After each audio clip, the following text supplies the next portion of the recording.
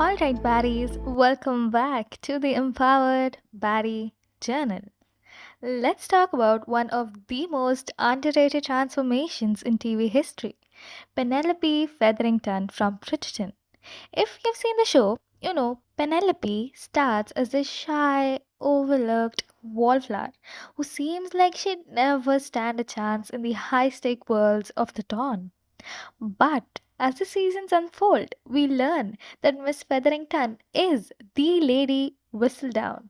That's right, the sharp tongued, all knowing gossip columnist who controls the narrative of the dawn.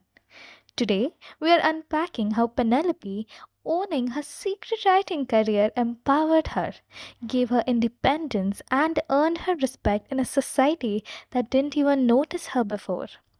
And yeah, her romance with Colin Bridgerton is cute. But let's be real, her getting Colin was just the cherry on top. Her real win was her taking control of her life and proving that she did not need anybody else's approval to shine. Let's start from the beginning. Penelope is introduced as the forgotten Featherington.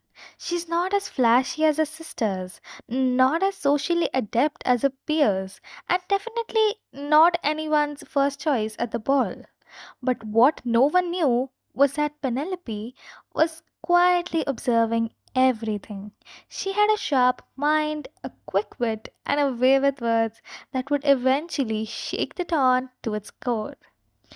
Instead of wallowing in self pity over being ignored, Penelope turned her hobby, writing, into her weapon.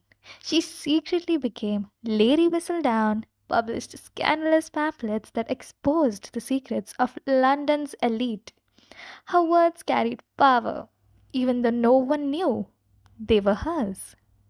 This was a major Barry move. She didn't beg for attention or try to fit in. She let her work speak for itself. And not just speak, it roared. People who wouldn't give her a second glance at the ball were now hanging onto her every word. That's the power of turning your passion into something tangible and impactful. And here's the thing, Penelope wasn't just writing for fun. Lady Whistledown made money. At a time when women had little to no financial independence, Penelope was earning her own coin. She didn't need to rely on a husband, family fortune, or societal's approval to survive. She built her own empire, quietly but effectively. Let's not underestimate how bold this was. Penelope risked everything, her reputation, her relationships, even her safety, to keep Whistledown's identity a secret while running her business.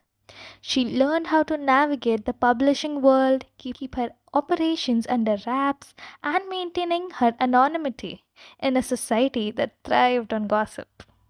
Financial freedom isn't just about money, it's about a choice. Penelope did not have to settle for less or compromise her value because she had her own means.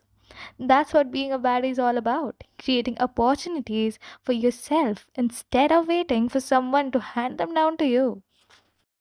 Let's talk about one of Penelope's most iconic moments, standing up to the Queen Charlotte herself. Imagine this. The Queen, the most powerful woman in the dawn, is out to uncover Lady Whistledown's identity. Penelope, who would have easily crumbled under the pressure, holds her ground. This moment is pivotal. It shows how Penelope's writing gave her a backbone. She wasn't a timid girl hiding in corners anymore. She was fierce, she was bold and unshakable. Standing up to someone as intimidating as the Queen? That's big body energy. And let's be real, the Queen didn't even expect Penelope to be Lady Whistledown because Penelope had mastered the art of flying under the radar. That's the genius of her transformation. She used the society's underestimation of her as a shield and it turned into her greatest strength.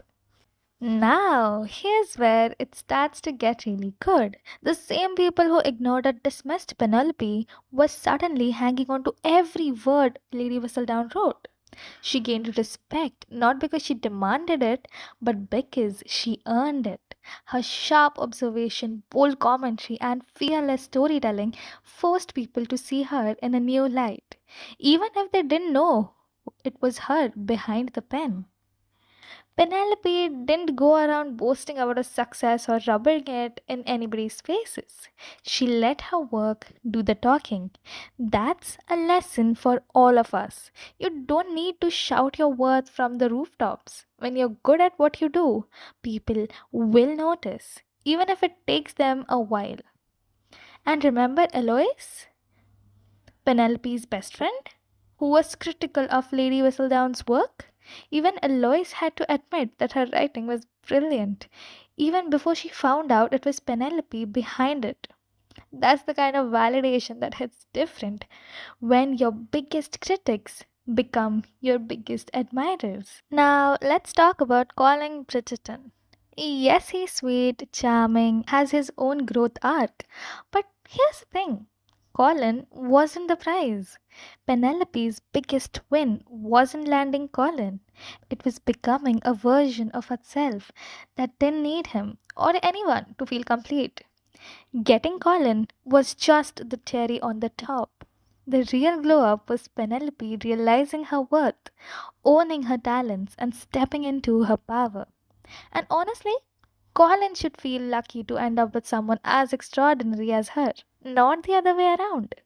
Let's not forget, Penelope's journey wasn't about proving anything to Colin or anybody else. It was about proving to herself that she was capable of so much more than society ever gave her credit for. So, what can we learn from Penelope Featherington? That hobbies aren't just hobbies, they can become your superpower. That standing up for yourself, even against the most powerful people, makes you unstoppable. And that you don't need anybody else's permission to take up space or make your mark. Penelope turned her passion into profit, earned respect without asking for it, and showed the dawn and all of us that the quiet ones shouldn't be underestimated. Thanks for listening. Drop a comment below about your favorite Penelope moment or how you would have turned your passion into something empowering. Don't forget to like, share, and subscribe for more empowering content. Stay bold, stay brilliant, and most importantly, stay Baddie.